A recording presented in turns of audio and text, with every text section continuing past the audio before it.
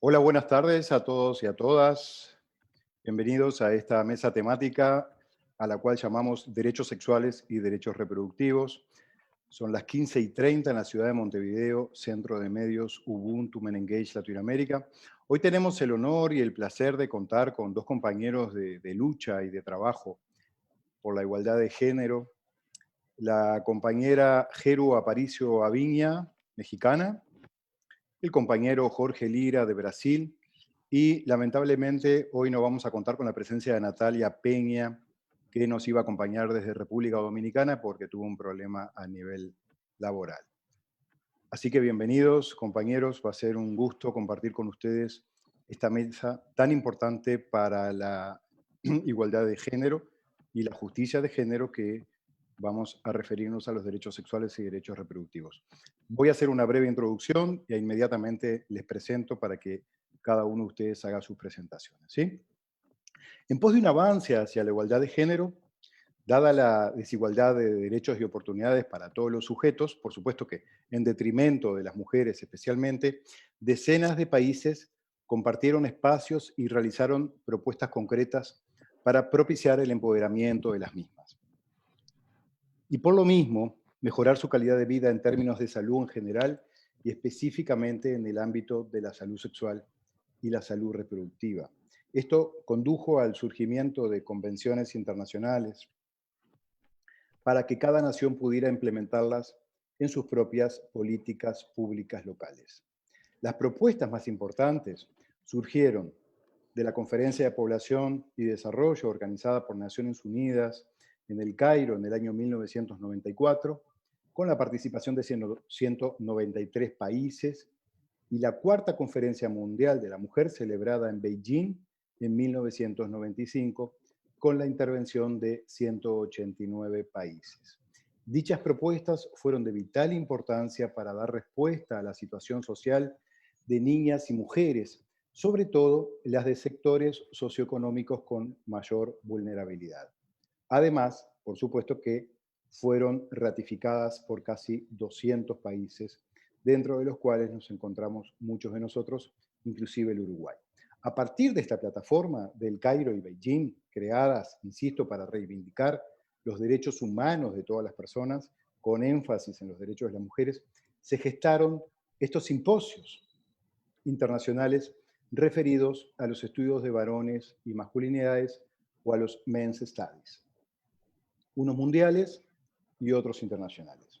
Es así que llegamos a este encuentro, y en el marco del tercer Simposium Global Ubuntu Menengage Ruanda es que estamos aquí desde el Centro de Medios de la ciudad de Montevideo para presentarles esta mesa tan nutrida. Y ahora voy a presentar a la maestra Jeru Aparicio Aviña, que Jeru es psicóloga clínica por la UNAM, es maestra en victimología por el Instituto Nacional de Ciencias Penales, es feminista y defensora de los derechos humanos, tiene una maestría interinstitucional en derechos humanos, ha ostentado los cargos de directora general para una vida libre de violencia de la Secretaría de las Mujeres de la Ciudad de México, y fue directora también del Sistema de Coordinación de Unidades del Instituto de Mujeres de la Ciudad de México.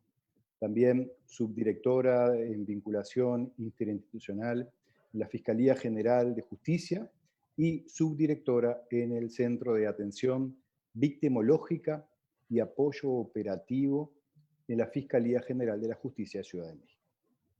Es fundadora de la consultoría Resarcire y es académica e investigadora nacional por el Instituto Nacional de Ciencias Penales en el Grupo Interdisciplinario de Trabajo de Seguimiento de Alerta de Violencia de Género. Por último, y estoy tratando de resumir lo máximo posible, Jero, porque si no seguimos hasta las 5 de la tarde, ha sido académica invitada por el Ministerio del Interior aquí en el Uruguay en la División de Políticas de Género por 3 años consecutivos, en el marco de la misión apoyada conjuntamente entre el UNFPA, el Fondo de Población de Naciones Unidas, y el Banco Interamericano de Desarrollo. Muchas gracias, Jeru, por aceptar la invitación y por estar con nosotros para compartir tu praxis y tu expertise. Adelante. Gracias. Bueno, muchas gracias. Un placer compartir. Y voy a compartir mi presentación de PowerPoint.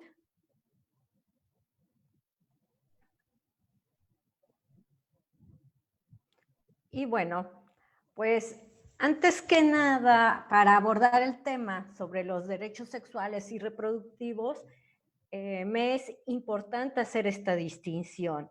Antes de hablar como tal de derechos sexuales, voy a hacer una reflexión sobre la dignidad humana en la dimensión sexual. Y esto es porque para poder abordar los derechos sexuales y reproductivos, hay que hacer la distinción en que todavía hay un imaginario colectivo que vincula la dimensión sexual humana como un aspecto puramente animal y biológico. Entonces, hablar de derechos sexuales y reproductivos nos remite a la reflexión y al concepto de la dignidad humana. Entonces, para hablar sobre dignidad humana, les comparto que es un constructo filosófico universal que se refleja en la identidad de las personas humanas. Una persona humana deviene de una capacidad integral para la autorreflexión a través del lenguaje, como base de lo que le es común a los miembros de la raza humana. Esto sería la identidad humana. La identidad humana, que también se le puede designar como subjetividad, es la representación histórica de una persona frente a las demás. Expresa la dignidad como potencial de autodeterminación, de emancipación y de autoafirmación. La identidad humana tiene tres dimensiones. Una que sería la identidad individual, otra la identidad colectiva y otra sería la identidad de clase o de posición. Toda esta, digamos, interacción de identidades que convergen en lo que conocemos como la subjetividad. ¿Y por qué es importante? Bueno, pues porque la dimensión humana es inherente a la dignidad humana, no se puede fragmentar. Entonces, hablar de derechos sexuales y reproductivos es hablar de la dignidad humana. El enfoque de derechos humanos para abordar todos los temas que tienen que ver con los derechos sexuales están dirigidos a la atención, promoción y protección de los derechos humanos, resguardando al principio, según lo cual las personas se encuentran por encima, y esto lo subrayo, de cualquier consideración técnica, cultural, social y política. También tiene una cobertura universal y en el caso de las políticas selectivas deben tender al fortalecimiento de por medio de mecanismos de equidad como instrumentos que permitan garantizar la universalidad para la igualdad en el ejercicio y goce de derechos de toda la persona. Garantizar la exigibilidad y la justiciabilidad de los derechos, entendiendo que estas son no solamente posiciones jurídicas y éticas a favor de la inclusión social, sino tiene que ver con procesos de ciudadanización, democratización también. Está fundamentado en el reconocimiento jurídico progresivo. Ya Darío nos hizo favor de compartir la genealogía de los derechos humanos en el ámbito sexual y reproductivo, y implica ser parte inherente de todos los derechos de todas las personas. Y explícita en el marco legal, institucional, programático, la existencia de estos derechos específicos en todos los grupos sociales. Por consiguiente, la ciudadanía tiene que ser tanto general, una igualdad formal, como específica, reconociendo y respetando la diversidad. Comparto cuáles serían considerados, pues, entonces, la Declaración Universal de los Derechos Sexuales. Más adelante mi compañero Jorge profundizará, pero yo les quiero compartir que tenemos el derecho a la libertad sexual, el derecho a la autonomía sexual, a la integridad sexual y a la seguridad sexual del cuerpo, el derecho a la privacidad sexual, a la igualdad sexual, al placer sexual, y esto tiene que ver muy específicamente también con las mujeres, o sea, porque generalmente cuando se plantea la dimensión sexual de las mujeres se considera nada más el aspecto reproductivo, y se deja de lado el derecho al placer sexual, el derecho a la expresión sexual emocional, el derecho a la libre asociación sexual, el derecho a tomar decisiones reproductivas libres y responsables, el derecho a la información basada en conocimientos científicos sin censura religiosa o política, el derecho a la educación sexual general y el derecho a la atención clínica de la salud sexual. Para mí, hablar de derechos sexuales y reproductivos implica que primero hagamos un reconocimiento de que qué es lo que pasa y por qué cuesta trabajo reconocer, garantizar los derechos sexuales y reproductivos en toda la población, específicamente en algunos grupos prioritarios. Y vemos que hablar sobre temas sexuales desafortunadamente todavía tiene una carga muy fuerte de discriminación y de prejuicio. Entonces, al hacer un análisis, consideramos que la discriminación sobre los derechos sexuales y reproductivos se considera desde la victimología como una violencia estructural. Estamos acostumbrados a ver, cuando hablamos de violencia, la violencia directa, la violencia física, moral, golpe, el insulto, todas las modalidades de la Convención Belém do Pará sobre la violencia, pero cuando estamos hablando no nada más de violencia sexual, sino que queremos hablar de cómo es el ejercicio pleno de los derechos desde la dignidad humana, hay que visibilizar que la discriminación en cuanto a la diversidad sexual y el ejercicio pleno de derechos sexuales tiene que ver con una violencia cultural y una violencia estructural.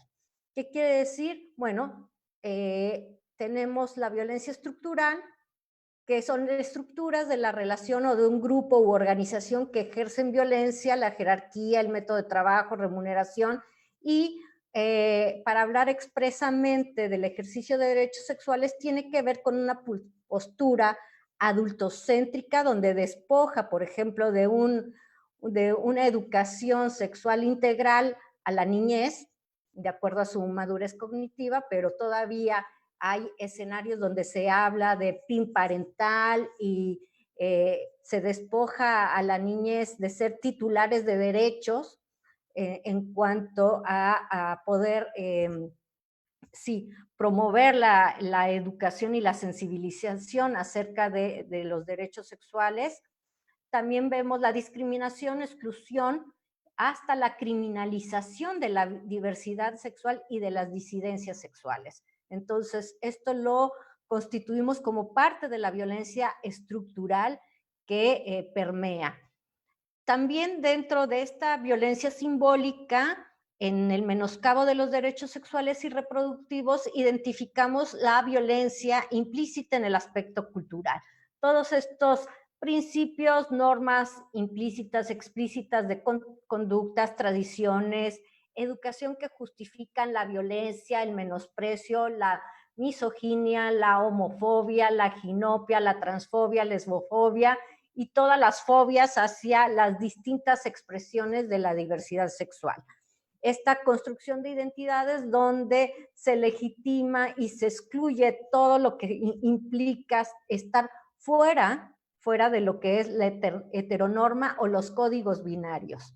Entonces, para hablar de derechos sexuales y reproductivos es importante visibilizar de dónde viene el menoscabo, que tiene que ver con unas posturas discriminatorias que implica ser construidas desde la violencia estructural y la violencia cultural, y que éstas se manifiestan en los crímenes de odio, la violencia sexual que desafortunadamente vivimos. Bueno, ¿cómo podríamos entonces visibilizar que el principal obstáculo para el ejercicio y goce de los derechos es la discriminación? Bueno, lo analizamos también como una dinámica de ejercicio de poder. Entonces, identificamos que quienes ejercen una heteronormatividad, un privilegio y que conforman la estructura del status quo en cuanto a la normatividad sexual, son las personas que estructuran la discriminación a partir de algo que le llamamos la discriminación biologizada, cuando se invoca estos aspectos de que esto es lo natural o esto es lo biológico, y por eso comencé diciendo el concepto de dignidad humana, porque para hablar sobre derechos sexuales es importante hacer esta distinción de la parte animalesca y biológica. O sea, dentro de la dignidad humana implica el reconocimiento a que todas las personas tenemos una dimensión sexual, no nada más es no la podemos fragmentar, vaya, nuestro aspecto cognitivo, afectivo, comportamental, viene transversalizado también por la dimensión sexual. Y dentro de este status quo vemos que cuáles son los discursos de discriminación, bueno, los que convergen sobre digamos, la parte de abajo del esquema, en donde es lo femenino, o sea, considerando las diversidades sexuales en el aspecto femenino, lo no cualificado, lo LGBTQ, lo no ilustrado, lo no occidental, otras lenguas, lo transgénero, lo no blanco, lo viejo, la diversidad funcional, todo aquello que es descreditado o desacreditado, la clase baja y lo no atractivo. Entonces, vale la pena siempre recordar cuáles son los discursos que convergen acerca de la dimensión sexual y darnos cuenta que la mayoría que discriminan, bueno, son sustentados por parte de la población que viene viviendo el privilegio de la heteronorma, de lo cisgénero, de la blanquitud, de tal vez de lo angloparlante, lo occidental, ilustrado, lo heterosexual, la cualificación profesional alta, lo masculino, la clase media alta, lo atractivo desde el sistema de estética de consumo capitalista, lo acreditado, lo independiente, lo joven y blanco. Entonces, vemos cómo la dimensión de la dignidad humana atraviesa también todos estos aspectos de privilegios, de normatividad estructurada, de opresión y de resistencias. La dignidad humana y los derechos sexuales reproductivos y la salud mental es salud integral. ¿Qué quiere decir? Hablar de derechos sexuales y reproductivos también es hablar de salud mental. Y esto me lleva porque generalmente cuando vamos a hablar sobre diversidad sexual, muchos de los discursos desde las personas cisgénero o desde la heteronorma es pensar en esta patologización de la diversidad sexual. Y es importante aclarar que los malestares que puedan converger en las diversidades sexuales tienen que ver como resultado de esta discriminación. La salud mental, entonces, sería definida por la Organización Mundial de la Salud como un estado de bienestar en el cual el individuo es consciente de sus propias capacidades y puede afrontar las tensiones normales de la vida, trabajar de forma productiva y contribuir a su comunidad.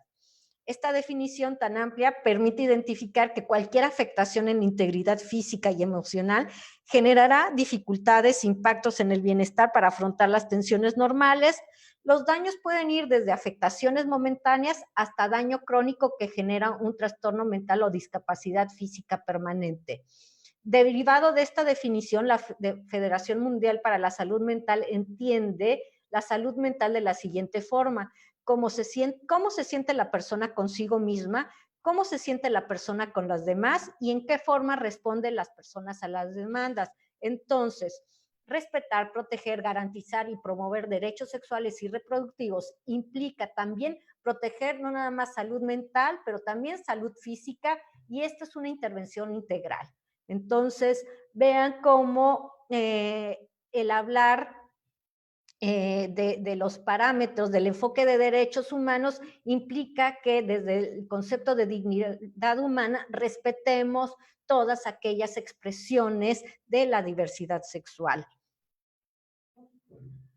¿Cuáles son, bueno, desde México, compartiendo, cuáles son los derechos que se protegen mediante los derechos sexuales y reproductivos, bueno, la libre autodeterminación de las personas, la libertad sexual, el libre desarrollo psicosexual.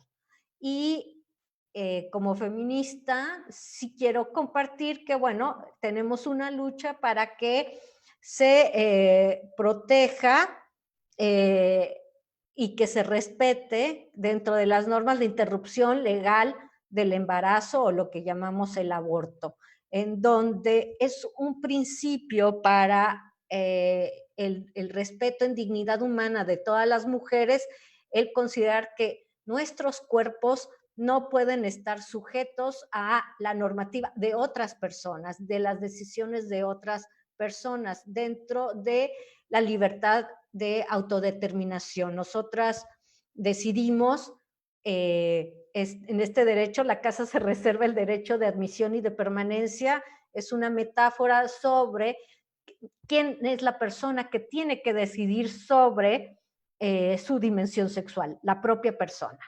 Entonces, más allá de concepciones jurídicas, médicas, políticas, religiosas,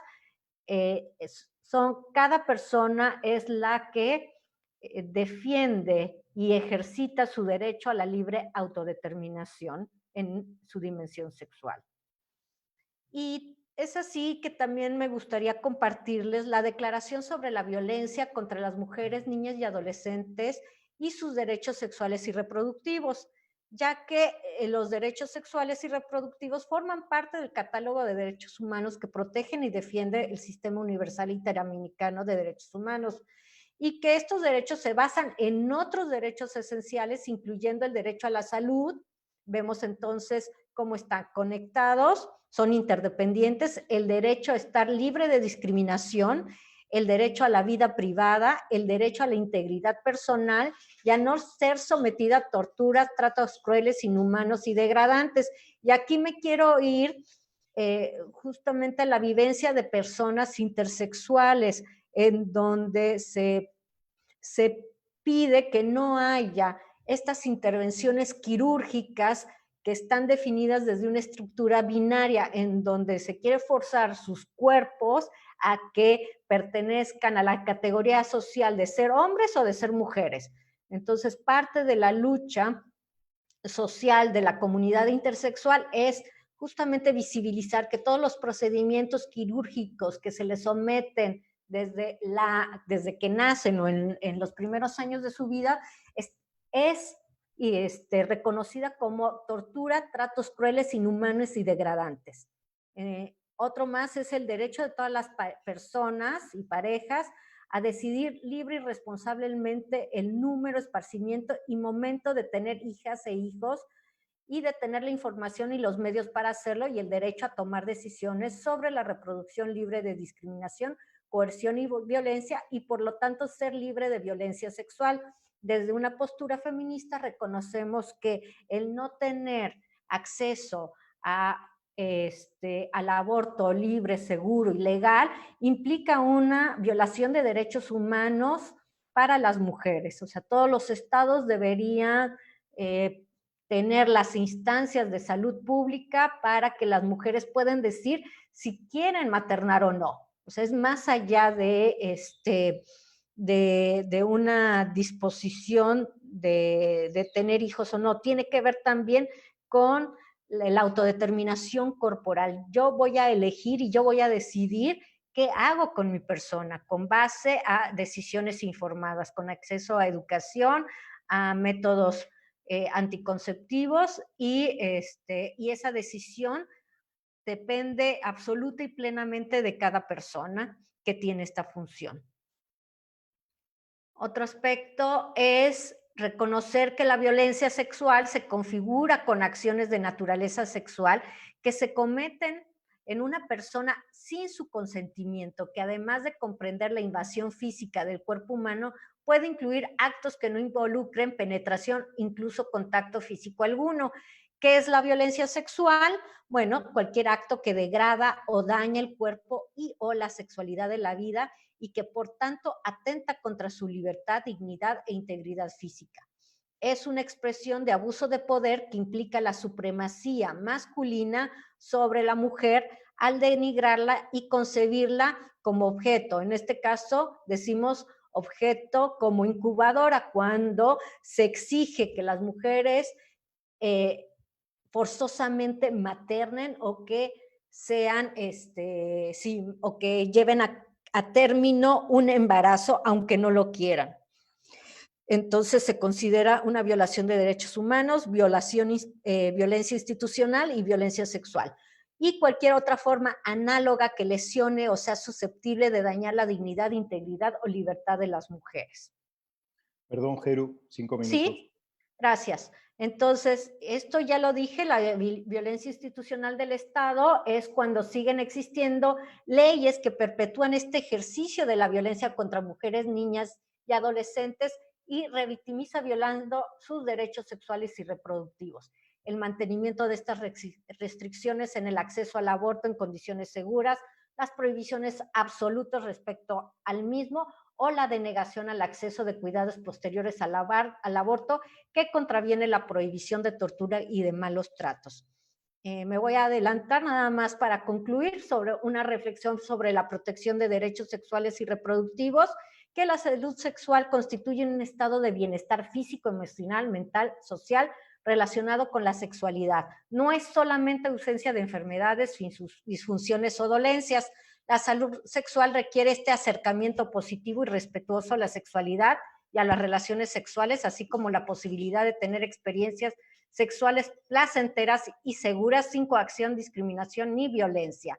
Y que las luchas sociales como las marchas, la diversidad, significa esta lucha en la evolución de la protección de derechos humanos y que desde mi postura como defensora de derechos humanos implico a que las convenciones hay que hacerlas vidas, hay que hacerlas cuerpo, justamente viviendo una sexualidad plena y autodeterminada. Muchísimas gracias. Muchas gracias, Geru, por tu presentación. Muchas gracias. Ahora vamos a dar paso al compañero de Brasil, Jorge Lira. Jorge, eu vou apresentar em português.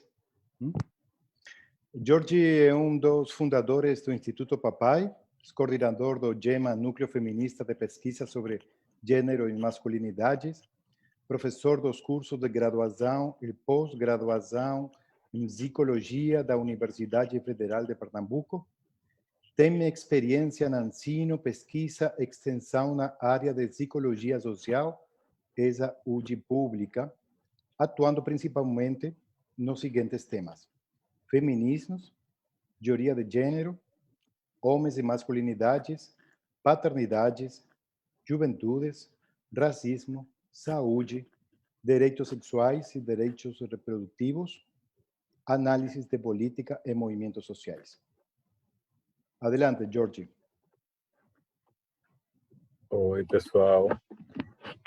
Eu vou falar em português, Okay. mas as minhas diapositivas, né, meus slides estão em castelhano. E aí eu estou aqui também com outro computador do lado, aberto no Facebook, né, vendo como é que está a apresentação. E aí a gente vai conversando, né, sobre a discussão de hoje, o tema de hoje. E aí foi ótima a apresentação da Geru. Eu vou colocar o tempo aqui também para poder ir me organizando, né? E aí a apresentação da Geru foi muito boa, porque teve vários elementos que eu trouxe nos meus slides, e aí eu vou poder passar, né, mais rápido e poder trazer outros elementos para poder pensar. Porque ao preparar, né, a apresentação de hoje, né, para essa mesa, dentro do seminário do Ubuntu, e principalmente, né, pensando o que a gente vem discutindo, né, sobre todos esses temas que são muito, muito caros, né, ao feminismo, né, aos feminismos, eu tentei trazer o que a gente está pensando, né, sobre direitos sexuais e direitos reprodutivos, né, agregado ao debate também sobre as masculinidades, né, e sobre os homens. E aí, pensando, também trouxe né, como subtítulo a ideia de desafios e possibilidades do que eu considero que é um campo ainda em construção. Né? Mesmo né, com mais de 20 anos, né, do Cairo e de Beijing, né, a gente considera ainda que é um campo em construção, porque ele está o tempo todo, né, em disputa. Né, em disputa, e aí a Geru trouxe, e o Dario também, né, quando aconteceu essas conferências que são referências para a gente, mas também, né, os desafios que a gente tem no processo de implementação. Né? E aí eu coloquei o título Direitos Sexuais, Direitos Reprodutivos e Masculinidades, Desafios e Possibilidades de um Campo Ainda em Construção.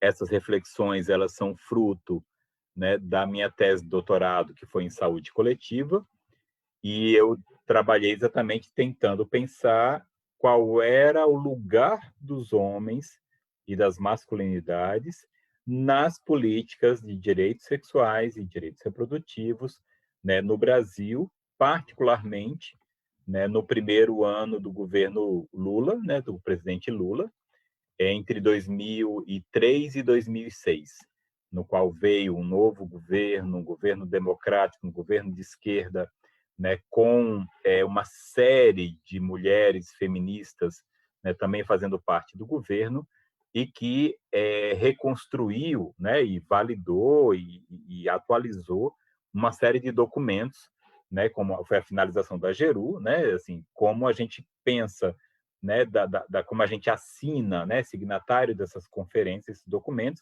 e precisa transformá-los em práticas. E aí é um marco de referência para a gente, né, esse primeiro momento do governo Lula, que tinha a Maria José Araújo, que era ministra, não é ministra não, coordenadora da saúde da mulher no Ministério da Saúde, que refez e atualizou uma série de documentos que trazia esse debate sobre direitos reprodutivos e direitos sexuais, e também tinha a Secretaria Especial de Políticas para as Mulheres, né, com mulheres feministas, né, como ministras. Isso dá uma diferença enorme, enorme, enorme. Né? E ao fazer a análise, né, para a minha tese, né, eu trago essa questão para começar o diálogo, né, que em minhas reflexões sobre o trabalho com os homens, as masculinidades e a paternidade nos últimos anos, tenho demonstrado que no âmbito dos direitos sexuais e direitos reprodutivos, em geral, se pensa a masculinidade como dispositivo de opressão e os homens como sujeitos secundários ou estratégicos para garantir a saúde da mulher. Né? Esta é digamos, uma máxima que ainda, né, é um desafio para nós, né, para nós homens, né, para mulheres feministas que também estão trabalhando sobre masculinidades, de como a gente fazer exatamente essa questão da desconstrução, né, do que a gente considera, né, na nossa sociedade mundial, global, né, e também latino-americana e brasileira, do que significa a masculinidade. Vocês vão ver na minha apresentação que eu vou explorar essas questões, né, nessa agenda sobre direitos reprodutivos. E aí eu trago um elemento, nessa outro slide, essa outra diapositiva, que foi algo que eu descobri, né, na minha pesquisa, né, na minha investigação do doutorado, que o conceito de direitos reprodutivos, né, e também aparece a questão dos direitos sexuais, mas fundamentalmente o conceito de direitos reprodutivos, ele, pelo movimento social, né, pelo movimento de mulheres, pelo movimento feminista, ele vem bem antes, né, quer dizer, 10 anos antes da conferência, né, do Cairo, em 94, e da conferência de Beijing, em 95, a partir de uma articulação das próprias mulheres. Né? Em 1984, em Amsterdã, na 4ª reunião sobre saúde da mulher e direitos reprodutivos, o conceito de direitos reprodutivos foi formulado pelo movimento de mulheres, movimento feminista, como lema da campanha internacional sobre anticoncepção, aborto e esterilização. Isso é bem importante, foi um achado muito instigante, né, para poder a gente pensar essas questões todas, né, porque traz exatamente a autoria e o protagonismo do movimento de mulheres nessa discussão. Agora, com certeza, né, 10 anos depois, esse conceito, o conceito de direitos reprodutivos, né, ele ganha visibilidade, né, mundial, né, global, a partir da Conferência do Cairo. E os textos também mostram, né, que na Conferência de Beijing, em 95, o conceito de direitos sexuais, né, também ganha, né, bastante visibilidade, né, e proeminência para poder fazer as discussões.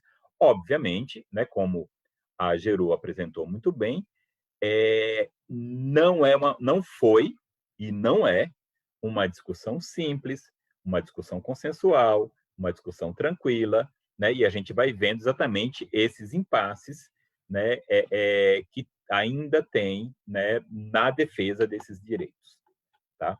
E aí eu trouxe exatamente esse exemplo da questão, né, dessas conferências de população, né, do Cairo e da Conferência de Mulheres em Beijing, né, que foi um documento de consenso, foi um documento assinado pelo governo brasileiro, né, e que durante muitos anos, né, isso desde o governo Fernando Henrique Cardoso, depois no governo Lula, depois no governo Dilma, né, o Brasil em particular, né, foi tentando colocar em prática as propostas, né, que foram assinadas e acordadas nessas conferências.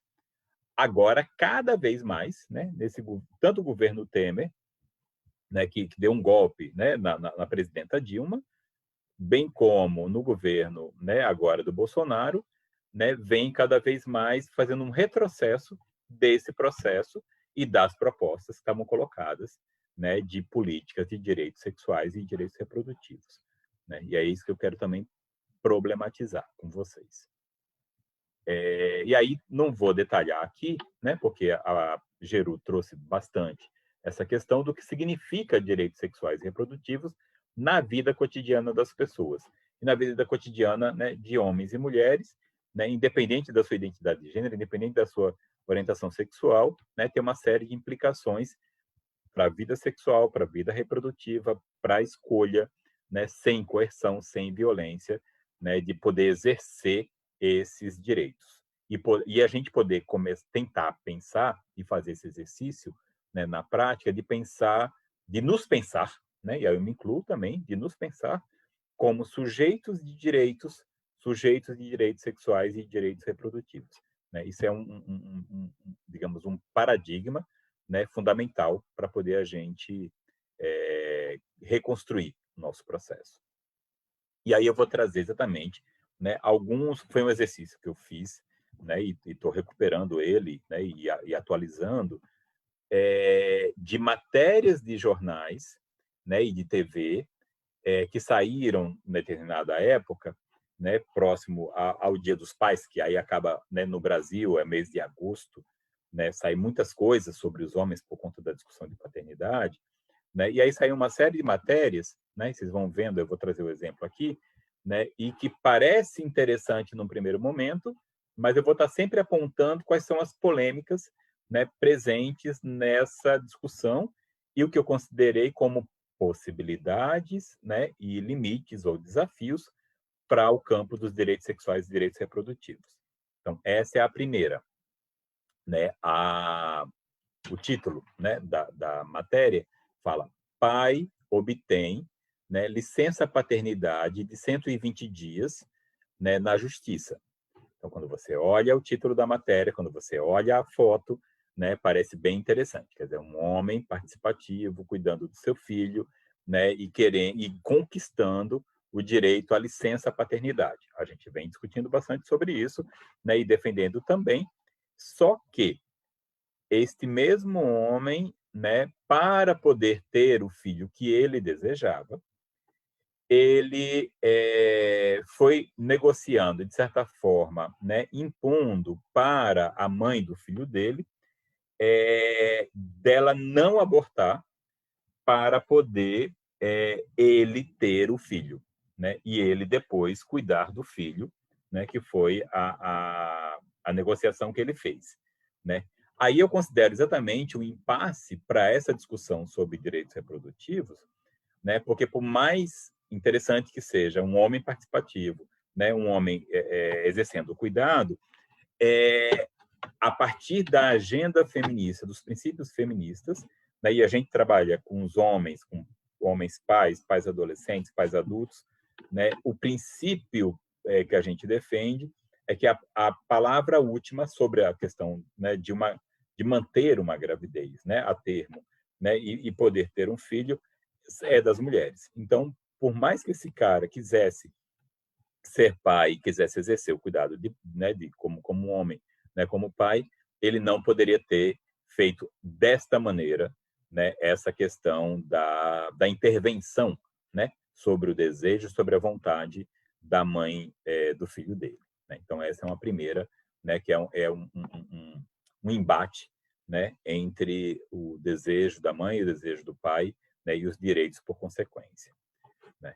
Essa outra são dois homens, né, um casal homossexual, que queriam ter filhos, e aí vão em busca exatamente da toda a discussão sobre, né, tecnologias reprodutivas, fertilidade, in vitro, né, barriga de aluguel, essa coisa toda, e aí inclusive recorre a uma pessoa da família, uma prima, né, que cede, né, a óvulo e útero também, né, para poder ter filhos, mas exatamente tem essa questão, né, desse impasse entre natureza e cultura, né? Então são dois homens, né, pais homossexuais que querem ter um filho e vai em busca, né, de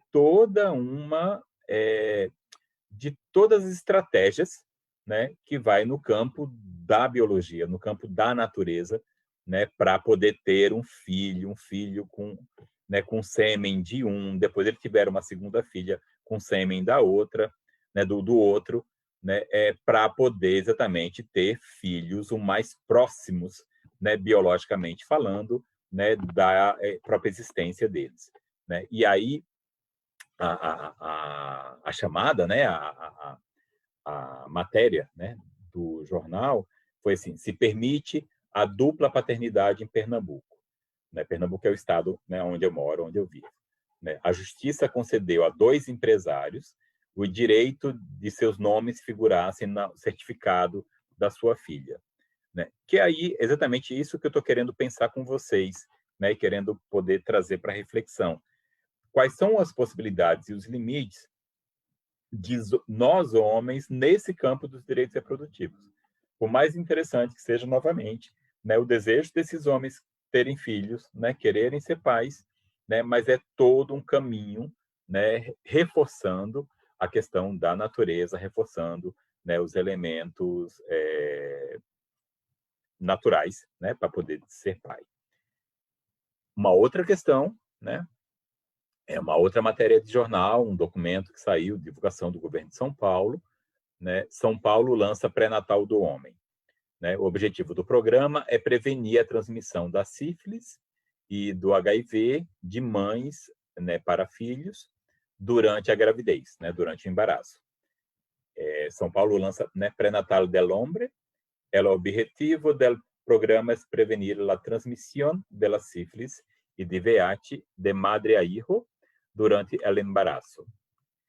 E aí eu trago novamente uma polêmica, né, que eu considero como uma polêmica e um desafio para essa discussão, qual é o lugar efetivo de nós homens, né, nessa discussão sobre saúde sexual, saúde reprodutiva, direitos sexuais, direitos reprodutivos, porque na hora que se pensa e se monta, e é uma proposta de política pública, né, aqui no Brasil, o pré-natal do homem, o pré-natal do parceiro, o pré-natal do companheiro, o pré-natal do pai, são vários nomes que se tem no Brasil,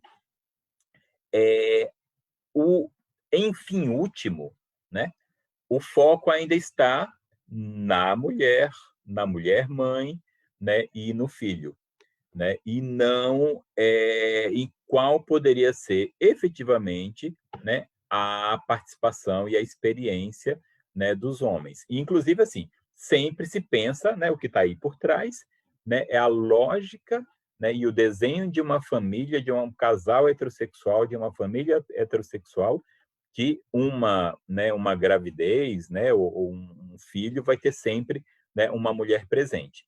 Né? E o que a gente vê é exatamente que não necessariamente isso acontece. E eu dei exatamente o exemplo anterior, né, sobre esse casal, né, desses pais homossexuais. Uma outra polêmica, né, é uma matéria também que saiu na época, né, assim, um padre capaz de amamentar planteia novos interrogantes sobre a maternidade. Né? Quer dizer, um pai capaz de amamentar coloca, né, novas questões sobre o que significa maternidade. Né? Quer dizer, vocês estão vendo a imagem aí que eu coloquei, né, no slide, na diapositiva, é um homem jovem, né, branco, australiano, não só tendo um filho, mas amamentando o seu filho. Né? Porque exatamente a gente está falando, né, da experiência da vida, né, de um pai, um homem trans, né, que teve seu filho e aí fez todo um processo, né, tecnológico também para poder garantir que ele não só tivesse o filho, mas também amamentasse o filho. E aí a polêmica, né, e a questão interessante aí, né, é novamente o desafio, porque assim ele estava numa discussão da defesa, né, da participação dos homens também na questão do aleitamento, na defesa do aleitamento dos filhos, das crianças, né? Só que a rede, né, mundial do aleitamento não aceitou ele na rede, não aceitou ele como figura pública para poder divulgar o aleitamento, porque ele era um homem. Né? Só que exatamente o paradoxo aí, né, é porque inicialmente, né, era uma mulher que fez um processo de transição, né, mas que manteve, né, o aparato do aparelho, né, reprodutivo, né, feminino, conseguiu ter um filho, conseguiu, né, por tecnologia também, né, manter a amamentação. E aí, novamente, fica esse embate, né, e esse impasse, né, o quanto ele é legítimo ou não, né, ter uma figura dessa como, né, como representante político. Agora, o interessante desse menino, né, é que ele não faz uma crítica à rede de aleitamento. Ele fala, olha, tudo bem, eu entendo o que vocês estão colocando politicamente, né, eu não sou um representante, né, não posso ser um representante, né, de mulheres, mães, né, que amamentam, mas eu vou continuar defendendo que é importante a amamentação e vou continuar amamentando meu filho. Né? Então, eu trago, né, como esses impasses desse campo dos direitos sexuais, dos direitos reprodutivos. E aí, assim, nesse mundo, né, de polêmicas e de dificuldades, de impasses, né, 1 minuto ou 5? 5, ok. Estou finalizando. Chega, deu um medo aqui, que era 1 minuto só. Mas estou finalizando. Aqui, né, é uma experiência, né, do Promundo, junto com uma campanha, né, com o Menegate, com o Menquer, né, que foi feito no Brasil, mas também foi feito em outros países, né, sobre diversidade de pais, experiências de cuidado dos pais. Né? E aí tem aqui um pai adolescente, esse primeiro, né, desenho, Você Nunca Desiste, Você é Meu Pai. Ele foi pai aos 15 anos, né? Um pai negro, né? Um pai afrodescendente. Então, todo esse processo também, né, de ressignificação, né, da próprio lugar, né, dos homens negros, dos pais negros, né, em países, né, racistas, né, como o Brasil e outros países que a gente sabe, né, da América Latina e das Américas. Né? E o terceiro é um pai que tem deficiência, né, um pai com discapacidade, né, mas que teve 3 filhos e que tem todo um cuidado, né, efetivo, né, com os seus filhos, mesmo tendo, né, portador, né, de necessidades especiais, né, como dá para ver pela imagem. Então, exatamente, trazer também, né, para essa discussão toda que a gente está fazendo, né, essa miríade de possibilidades, essa diversidade de possibilidades, né, do que significa ser pai. né?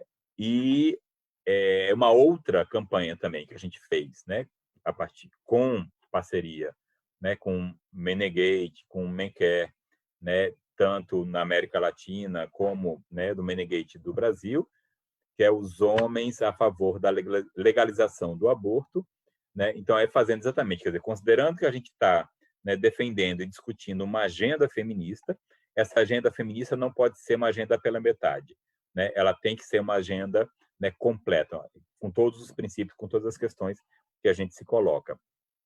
E aí toda a proposição, né, de que uma mulher não deve, né, adoecer, ser presa ou, né, morrer por abortar, né, e a gente se posicionando publicamente, né, sobre essa questão. E aí é fundamental exatamente essa posição pública, né, porque como eu acho que não sei se foi a Glória Cariaga ou foi alguma das feministas, né, que traz essa ideia, né, de que né, Glória Cariaga, né, aí do México, né, que traz a ideia assim que se o aborto fosse, né, no corpo dos homens, né, ele já teria sido legalizado, né, há muito tempo, né? E aí também é importante a gente, né, atribuir as autorias dessas questões, mas isso é um lema também, né, uma chamada, né, que para a gente é super importante, exatamente colocar essa questão no plano público. E aí tem material no Facebook, Instagram, né, dessa campanha que a gente fez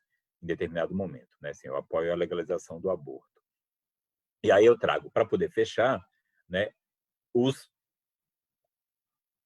atuais, né, dificuldades, impasses, bloqueios, né, porque não dá para a gente esquecer que nesse campo a gente, como eu falei, né, desde o início, a gente continua disputando essa agenda, a gente continua, né, desafiando essa agenda, né? E aí é outra matéria puxada pelo Observatório de Sexualidade Política, né, que a Sônia Correia é uma das coordenadoras e a Glória Cariaga também, né, do México, é uma das participantes, né, que fala e tem, né, feito várias pesquisas sobre isso, né, a Aliança Anti-Aborto, proposta pelos Estados Unidos, né, com apoio do Brasil, afronta direito das mulheres, né? E a imagem exatamente é felizmente, né, o ex-presidente, né, Bush não, Trump, né, junto com ainda, né, o nosso atual presidente Bolsonaro, né, e toda a aliança que está acontecendo. Mesmo que o Trump, né, tenha perdido a eleição,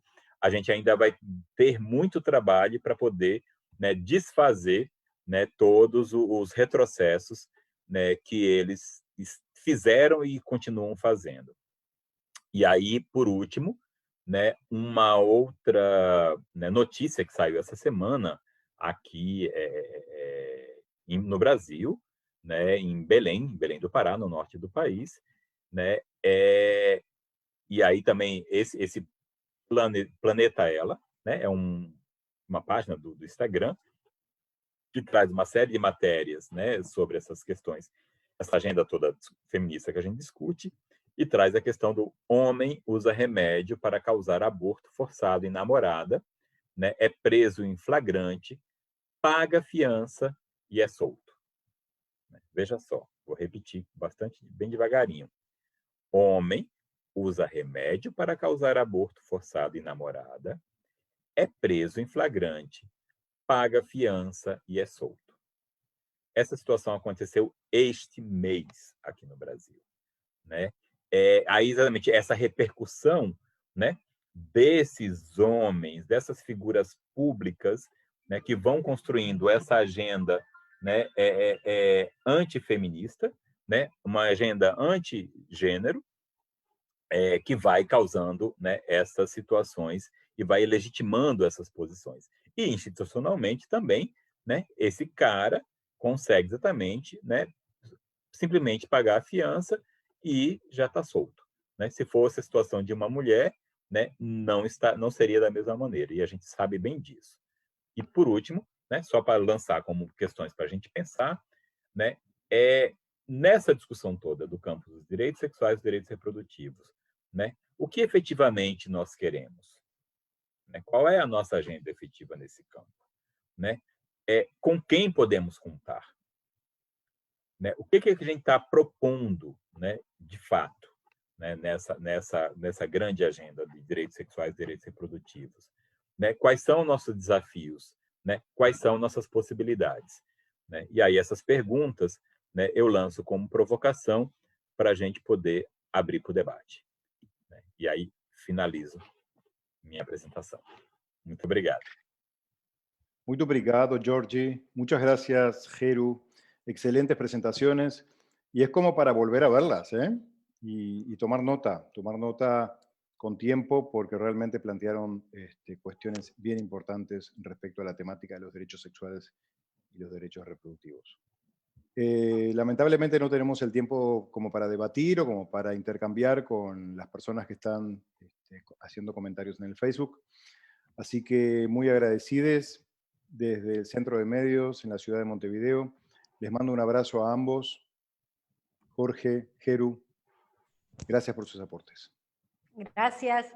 Chao. Chao, muchas gracias. Gracias a ustedes.